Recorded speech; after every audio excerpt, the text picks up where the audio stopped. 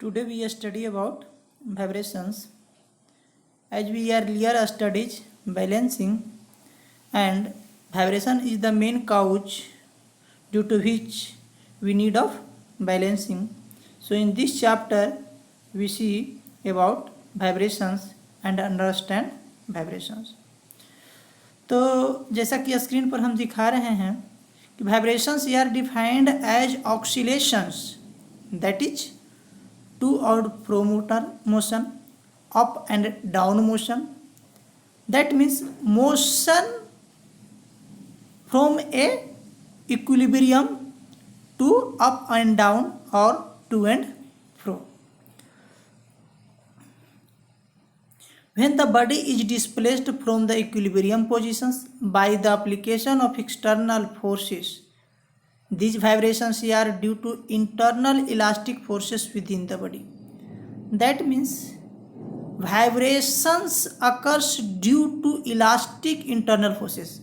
Whenever any body is displaced from its equilibrium positions, then due to inertia they want to gain their equilibrium position, and internal elastic forces which is displaced gains energy in form of strain energy, and which wants or tries to keep the body in equilibrium, and due to this body gets vibrations. So when an elastic or inertia element or system such as a spring or a beam are displaced from its equilibrium position by an internal source of disturbance, that is, work is done by that external force in producing the initial displacement against the internal elastic force. This resists deformations. This work is stored as a strain or potential energy. If the external force is removed and body is released, the internal elastic forces tend to restore the body to its equilibrium positions. If the resistance to the motion of the vibrations of the vibrating body is neglected, then the whole of the strain energy is converted into kinetic energy when the body reaches to its original equilibrium positions. Due to the maximum kinetic energy at the equilibrium position, the body continues to move in the opposite directions until the whole of the kinetic energy is absorbed in doing work against the internal elastic forces. This work against the internal elastic forces is again stored.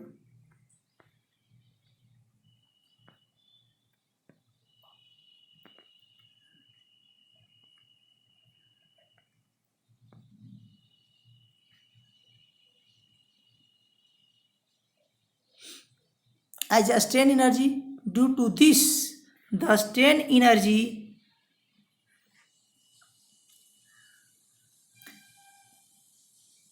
again the body begins to return to its equilibrium position, and vibrations are repeated indefinitely, that is continuously, if the friction is neglected. ये पूरे sentence जो हम अभी ये screen पर है ताकि तुम लोगों को अगर जो नहीं दिखे तो बात सुन करके उसको कैच कर सको, इसीलिए हम जो पूरा सेंटेंस को जो है एक बार पढ़ दे रहे हैं. इसका कहने का मतलब था कि यदि कोई बॉडी अपने इक्विलिब्रियम पोजीशन से डिस्प्लेस किया जाता है, तो इक्विलिब्रियम पोजीशन से जब भी डिस्प्लेस करते हैं तो उसमें क्या होता है कि जिस डिस्प्लेसमेंट के कारण एक जो है so energy, kinetic energy absorb हो जाता है, और जब वो अपने मैक्सिमम डिस्टेंस पे इक्विलिब्रियम से जाता है तो वहाँ पर उसमें मैक्सिमम काइनेटिक एनर्जी एब्जॉर्ब हो जाता है. अब क्या करता है, उस काइनेटिक एनर्जी के कारण पूरा हुआ जो है सो अपने इक्विलिब्रियम पोजीशन पर आना चाहता है. इक्विलिब्रियम पोजीशन पर आते आते वो पूरे के पूरे काइनेटिक एनर्जी जो है सो कन्वर्ट हो जाता है पोटेंशियल एनर्जी में. ठीक है, अब ये एनर्जी पुनः वो जो काइनेटिक एनर्जी था उसको दूसरे डायरेक्शन में ले जाता है, और फिर यही जो है सो प्रक्रिया कंटिन्यू होते रहता है, जिसके कारण किसी भी सिस्टम में वाइब्रेशन जनरेट होता है. अब वाइब्रेशंस के टाइप को देखते हैं. तो वाइब्रेशंस का टाइप वाइब्रेशन मेनली जो है सो 3 तरह का होता है on the basis of subjected force. Force जो अप्लाई करते हैं हम किसी सिस्टम में डिस्टरबेंस लाने के लिए, उस नेचर ऑफ फोर्स के कारण जो है सो वाइब्रेशन 3 प्रकार का होता है। पहला है फ्री और natural vibrations, that is vibration of a body in which no external forces act on the body after giving an initial displacement and the periodic motion is maintained by internal elastic forces. When friction and any other resistance offered to the motion is neglected, it is called a natural or free vibration. That means ये कह रहा है कि यदि किसी वस्तु पर हम वाइब्रेशन क्रिएट करना चाहते हैं तो एक बार यदि उस पर जो है सो हम फोर्स अप्लाई कर देने के बाद, फोर्स अप्लाई कर दिए और हटा लिए, तब उसके बाद यदि जो है सो उस पर कोई रेसिस्टिंग फोर्स और कोई जो है सो फ्रिक्शनल फोर्स नहीं काम करता है, तब वो जो वाइब्रेशन गेन करता है उस वाइब्रेशन को हम लोग फ्री और नेचुरल वाइब्रेशंस कहते हैं। ठीक है।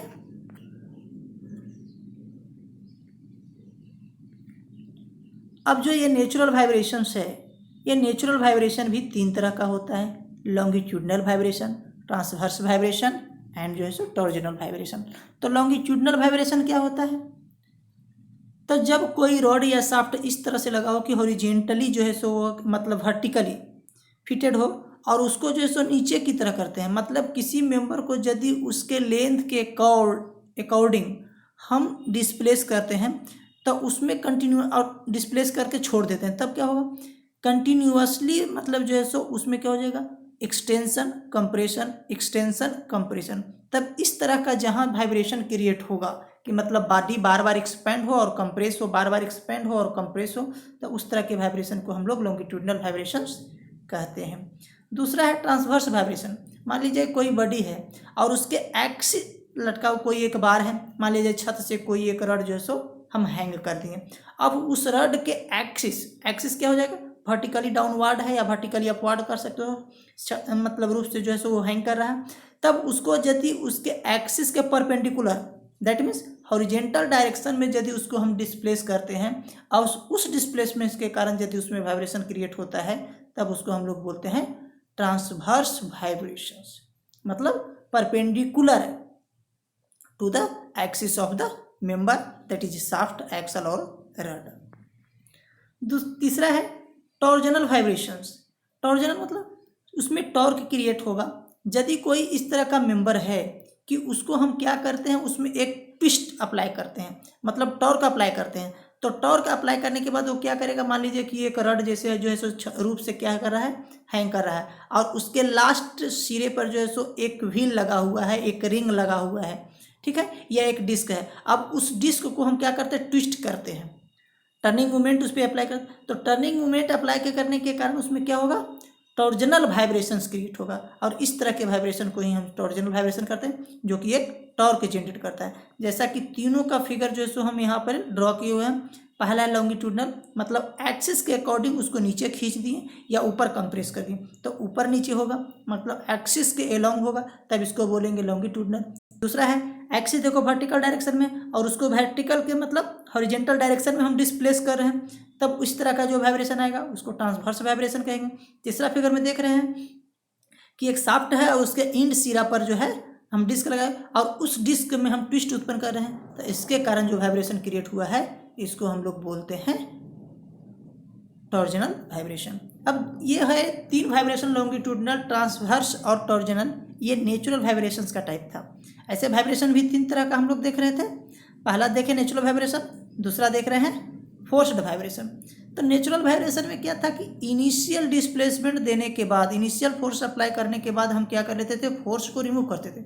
मतलब किसी मेंबर पर जो है सो एक बार यदि हम धक्का दे दिए, उसको पुश या पुल कर दिए, उसके बाद जो है सो वहाँ से फोर्स हम हटा लिए, तब उस फोर्स के कारण उसमें यदि कोई वाइब्रेशन हो रहा है, तब उसको हम लोग बोलते थे नेचुरल वाइब्रेशन। फोर्स्ड वाइब्रेशन क्या होगा? फोर्स्ड वाइब्रेशन है मतलब फोर्स अप्लाई करते रहेंगे हम, कंटिन्यूअसली फोर्स अप्लाई जहाँ पर होगा, और उसके कारण यदि कोई जो है सो वाइब्रेशंस क्रिएट हो रहा है किसी मेंबर में, किसी मशीन एलिमेंट में, तब ऐसे वाइब्रेशंस को हम लोग फोर्स वाइब्रेशन कहते हैं। जैसे देखो कि क्या है इसका डिफिनेशन, कह रहे हैं इफ द वाइब्रेशंस और vibrating motion persist because of repeated disturbing forces. Repeated disturbing force मतलब जो फोर्स हम डिस्टर्बिंग फोर्स है, एक्सटर्नल फोर्स जो अप्लाई कर रहे हैं वो बार बार रिपीट कर रहे हैं, acting on the system and the vibrations have to same frequency as the applied force, then it is known as force vibration. क्या होता है कि वाइब्रेशन का जो फ्रीक्वेंसी होगा वो मेरा यदि एक्सटर्नल अप्लाइड फोर्स के फ्रीक्वेंसी के बराबर होता है, किसमें? फोर्स्ड वाइब्रेशन के केस में। ठीक है,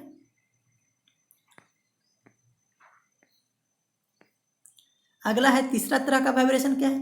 एक है डैम्प्ड वाइब्रेशन। देखो एक डैम्पिंग चीज है। डैम्प्ड वाइब्रेशन क्या होता है कि मतलब जहां मोशन हमेशा मेरा रिड्यूस करते रहे एक्सटर्नल मीडियम के कारण। ठीक है, नेचुरल में क्या होता है, फ्रिक्शन कोई नहीं लगा रहे हैं, कोई बाहरी फ्रिक्शन हम कहते हैं कि नेचुरल वाइब्रेशन वहाँ कर होता है जहाँ कोई बाहरी एक्सटर्नल फोर्सेज या रेसिस्टेंस जो है सो ना जनरेट हो।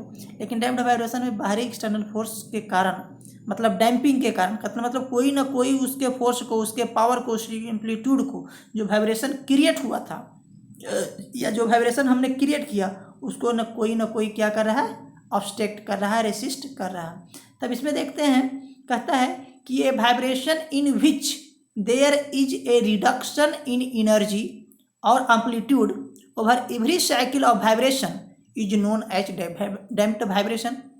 मतलब हर एक साइकिल में जब वो वाइब्रेशन क्रिएट होता रहेगा तो उसका साइकिल होगा, जैसे हम लोग पीरियोडिक में कहते हैं 1 पीरियड, 2 पीरियड, 3 पीरियड, ठीक ना।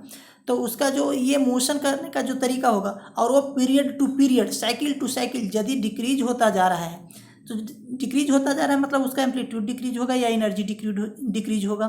तब इस तरह को जो वाइब्रेशंस होते हैं उसको हम लोग डैम्प्ड वाइब्रेशन कहता है कि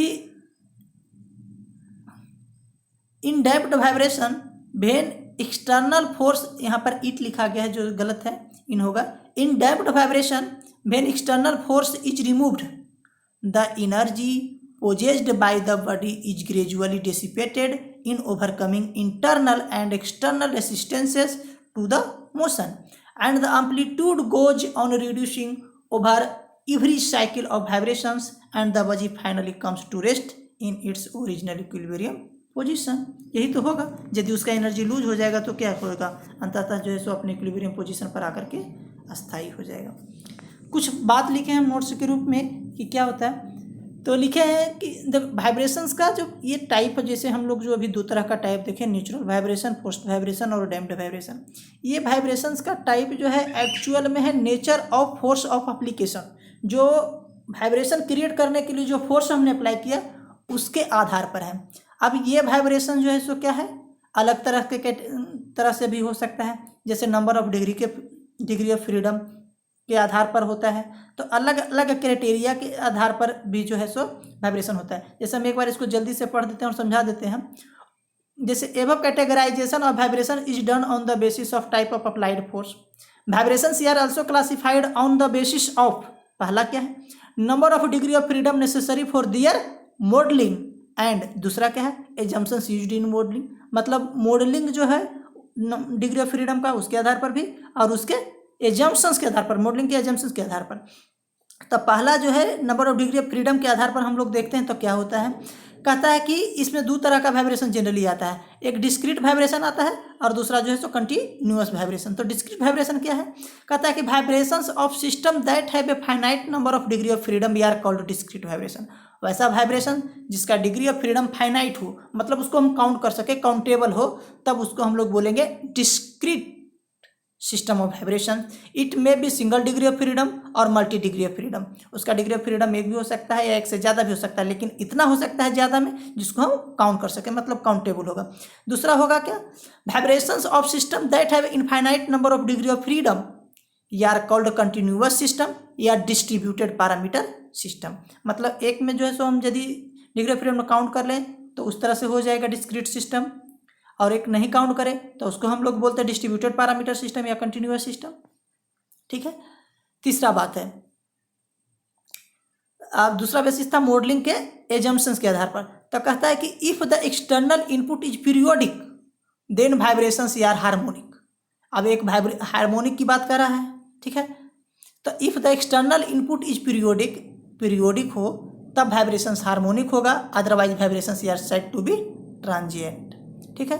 उसी तरह if the external input is stochastic that is unpredictable or random variable then vibrations are said to be random. मतलब इसमें दो तरह का वाइब्रेशन हुआ, एक हार्मोनिक वाइब्रेशन हुआ और दूसरा रैंडम वाइब्रेशन हुआ। कहने का हार्मोनिक मतलब जो हो जाएगा पीरियोडिक होगा वो हार्मोनिक कहलाएगा, और नॉन पीरियोडिक जो होगा जो रैंडम होगा जिसका अनप्रिडिक्टेबल होगा जो उसको हम लोग बोलेंगे रैंडम। अब है कि vibrations terminology used in vibrations, मैंने वाइब्रेशन में जो सब टर्म करते हैं सिलेबस के अकॉर्डिंग केवल जो हम लोगों को समझ लो कि एक तरह से केवल जो है सो वाइब्रेशंस का इंट्रोडक्शन ही देखना है। ठीक ना, इतना भी डिटेल्स में नहीं देखना था, वो बहुत शॉर्ट में लिखा था। तब पीरियड ऑफ वाइब्रेशन, पीरियड क्या कहते हैं, हम लोग वेल नोन है पहले से भी इस टर्म को जो यहाँ दिखने जा रहे हैं वो हम लोग पहले से भी परिचित हैं। पीरियड या पीरियड ऑफ वाइब्रेशन, तो it is time taken to complete one cycle of vibration, एक साइकिल कंप्लीट करने में जितना टाइम लेगा उसी को पीरियड ऑफ वाइब्रेशन कहेंगे। अम्पलीट्यूड ऑफ वाइब्रेशन, एक साइकिल में मैक्सिमम जितना डिस्प्लेसमेंट उसका होगा, जितना दूरी तक वो मूव करेगा उसी को उसका एम्पलीट्यूड बोलेंगे।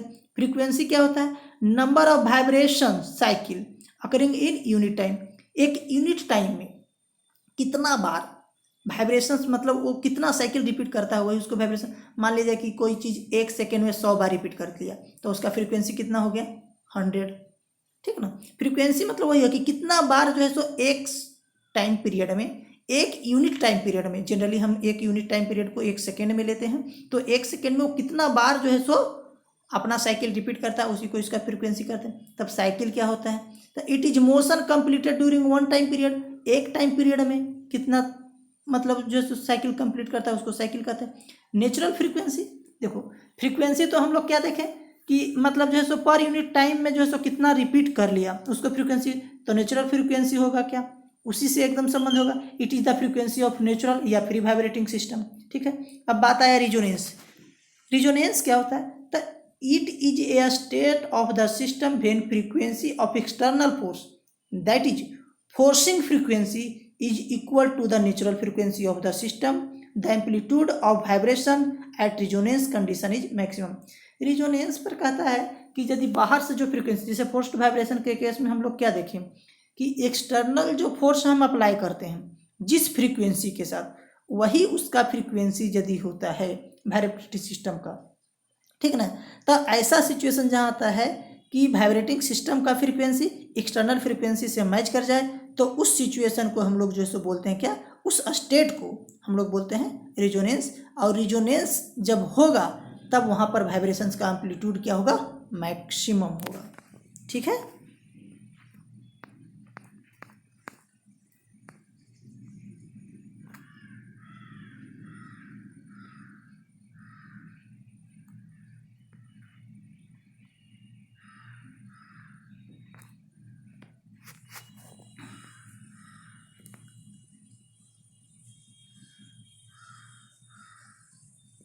अब अगला है डिग्री ऑफ फ्रीडम।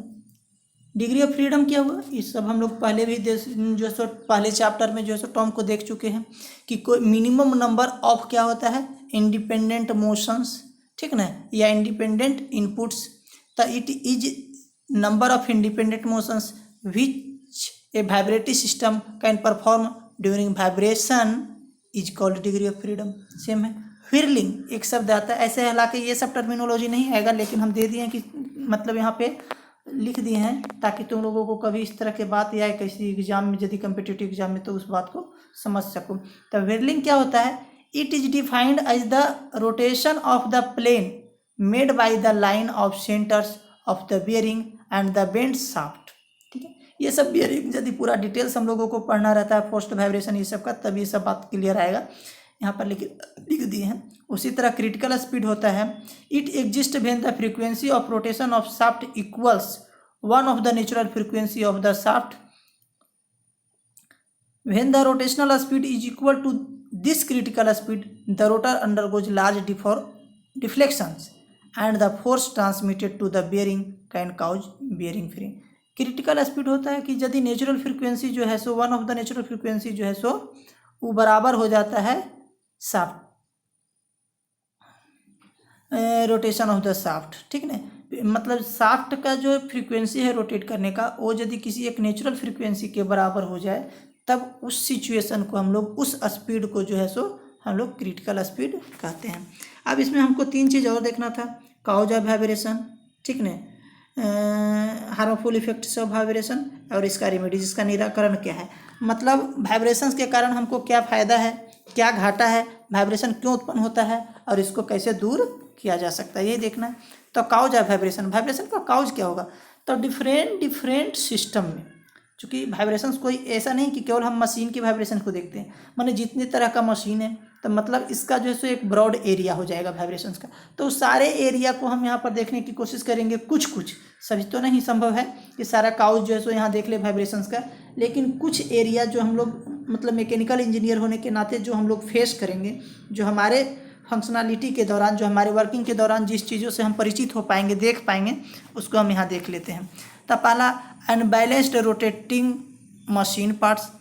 अनबैलेंस्ड, जैसे अनबैलेंसिंग में हम लोग देखे थे, तो मशीन पार्ट यदि कोई है और वो यदि अनबैलेंस्ड है, तब जो है सो हम क्या होता है, वह वाइब्रेशन का कारण बनता है। अनबैलेंस्ड रेसिप्रोकेटिंग बस, दोनों तरह का हम लोग, जैसे बैलेंसिंग में केवल देखे थे बैलेंसिंग ऑफ रोटेटिंग मास, चूँकि हमारे सिलेबस में वही था, लेकिन बैलेंसिंग जो है वह दोनों के कारण होता है, रोटेटिंग मास के कारण भी और रेसिप्रोकेटिंग मास के कारण भी। और एक चीज़ यहाँ फिर बता देते हैं कि रोटेटिंग मास का पूर्णतः बैलेंसिंग, फुल बैलेंसिंग संभव है, लेकिन रेसिप्रोकेटिंग मास को पूरा बैलेंस भी नहीं किया जा सकता है, पार्शियली इसको हम लोग बैलेंस कर पाते हैं।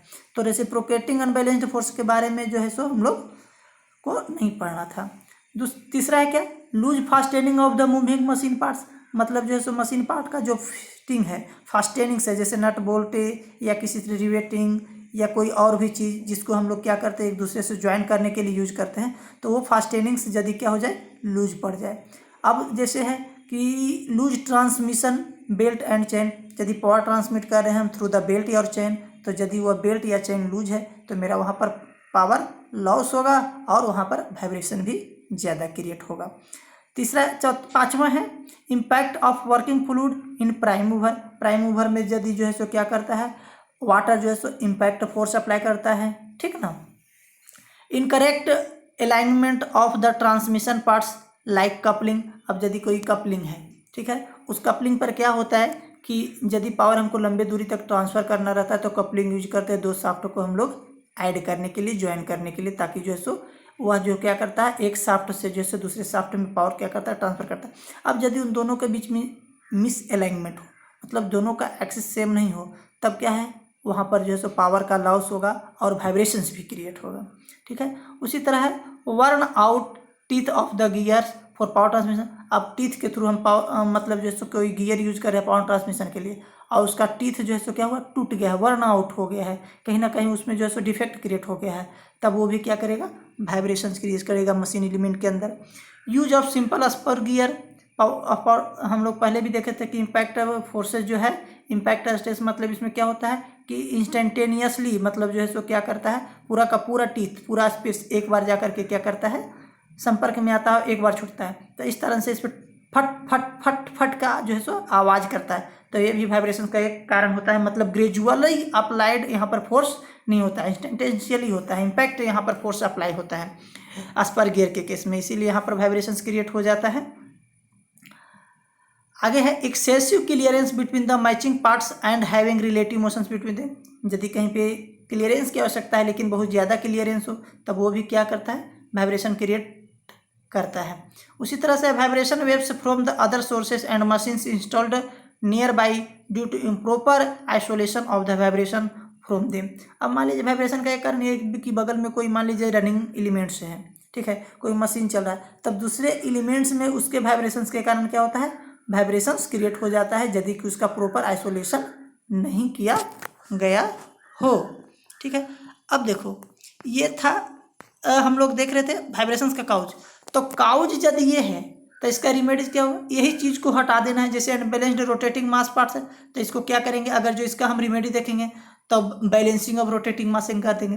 उसी तरह अनबैलेंस रेसिप्रोकेटिंग मास मशीन पार्ट्स है तो बैलेंस कर देंगे इसको रेसिप्रोकेटिंग। लूज फास्ट एंडिंग है तो टाइट फास्ट एंडिंग करेंगे। Loose transmission belt of chain है तो इसको जो है सो tight transmission belt of chain करेंगे। Impact of working fluid in prime mover तो इसको जो है सो प्राइम मूवर में फ्लूइड के इम्पैक्ट को जो सो लूज करने का उपाय ढूंढेंगे। Incorrect alignment of the transmission parts like coupling तो करेक्ट अलाइनमेंट करेंगे मतलब सही सही। तो ये सब इसका रिमेडीज होगा, मतलब जो मेरा काउच बना यदि हम उसको दूर कर दें तो वही मेरा रिमेडीज हो गया।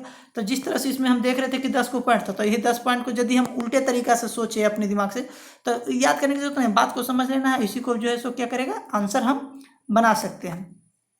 जैसे worn out teeth of the gear for power transmission 7th number में तो क्या करेंगे उस गियर को हम चेंज कर देंगे, वाइब्रेशंस मेरा कंप्लीट हो जाएगा। अस्पर गियर जैसे हम यूज कर रहे थे पावर ट्रांसमिशन में तो इम्पैक्ट लोड अप्लाई कर अस्पुर गियर को हटा करके हम हेलिकल गियर यूज कर देंगे। उसमें क्या होता है स्मूथ जो अप्लाई होता है, ग्रेजुअल अप्लाई होता है फोर्स का, तब वहाँ पर जो है वाइब्रेशन कम होगा। अब एक्सेसिव क्लियरेंस है तो नहीं देंगे, प्रॉपर क्लियरेंस हम करेंगे मेंटेन, ठीक है ना। तो ये सब क्या हो जाएगा मेरा रेमेडीज। अब देखते हैं इसका इफेक्ट क्या है। तो वाइब्रेशंस का 2 इफेक्ट होता है। देखो वाइब्रेशंस हर जगह ये जरूरी एक मेरे दिमाग में बात क्लिक होता है हमेशा बार बार कि वाइब्रेशंस के कारण क्या होता है हम लोगों जनरली दिमाग में ये बात आती है कि लॉस होता है। ऐसा जरूरी नहीं कि वाइब्रेशंस का लॉस होता है, वाइब्रेशन का कहीं कहीं यूजफुल इफेक्ट में ज़्यादातर केस में चूंकि हमारा अटेंशन होता है मशीन एलिमेंट्स मशीन वर्किंग, इसीलिए मशीन के केस में हमेशा वाइब्रेशंस क्या होता है ज़्यादातर केस में हार्मफुल होता है, ठीक है। तो ये बात है जैसे हार्मफुल इफेक्ट्स ऑफ वाइब्रेशन। तो पहला है ये क्या है कि excessive stress and strain in machine parts, vibrations के कारण बहुत ज़्यादा जो है सो stress and strain machine part में क्रिएट होता है। Excessive wear and tear of machine parts resulting in reduction in their useful life, यदि बहुत ज़्यादा वियर टियर होगा तो कंपोनेंट मेरा जल्दी फेल्योर हो जाएगा, करने का मतलब उसका लाइफ जो है सो जल्द वैनिश हो जाएगा। फैटिक failure of machine component without warning, vibrations के कारण क्या होता है कि मशीन कभी कभी विदाउट वार्निंग, जैसे इलास्टिक में हम लोग देखते थे, ठीक ना, इलास्टिक डायग्राम जब ड्रॉ किए थे स्ट्रेंथ ऑफ मटेरियल में या पढ़े होंगे तो देखे थे कि वहाँ जो है सो पहले हमको जो है सो इंडिकेशन देता है, मतलब धीरे धीरे जो है सो नेकिंग हो स्टार्ट होता है। तो यहाँ पर वाइब्रेशंस के केस में कभी कभी ऐसा भी होता है कि डायरेक्ट जो है सो क्या करता है वो ब्रेक कर जाता है, मतलब फैटिक फेल्योर हो जाता है और कोई हमको जो है सो वार्निंग या चेतावनी उस तरह से हमको संभालने का नहीं देता है, तो ये बड़ा लॉस हो सकता है। अगला है reducing in useful life of buildings and structures around the machines, machine यदि कहीं कोई चल रहा है उसके कारण वाइब्रेशंस क्रिएट हो रहा है तो मशीन का इफेक्ट क्या होता है हमारे बिल्डिंग्स आसपास के मतलब जो भी स्ट्रक्चर्स होते हैं उस पर भी पड़ता है, क्योंकि उसका फास्टनिंग धीरे धीरे वाइब्रेशन के कारण क्या होता है लूज हो जाता है, ठीक है। फिर पुअर वाइब्रेशन, जैसे मशीन एलिमेंट में हम मान लीजिए कोई हमको प्रिसीजन एलिमेंट बनाना है और उसमें वाइब्रेशन क्रिएट हो रहा है, तो वाइब्रेशन क्रिएट हो रहा है तो वहाँ पर फिनिश हम प्रॉपर दे पाएंगे नहीं, तो वहाँ पर पुअर फिनिश हो जाएगा, ठीक है। तो ये सब जो है सो वाइब्रेशंस का क्या हो जाएगा मेरा कारण बन जाएगा, मतलब ये जो है सो उसका इफेक्ट है वाइब्रेशंस का। उसी तरह fluctuating reading of indicating instruments mounted on such machinery, ठीक है। फिर है difficulty in precision work, precision work में तो वाइब्रेशंस बहुत ज़्यादा जो है सो डिफिकल्टी क्रिएट हो। और रेमेडीज क्या बताना, रेमेडीज जो पहले हम 10 पॉइंट देखे उसी को जो है सो उलट देंगे तो ये रेमेडीज हो जाएगा। यही इतना वाइब्रेशंस में हम लोगों को देखना था, ठीक है। Okay, thanks.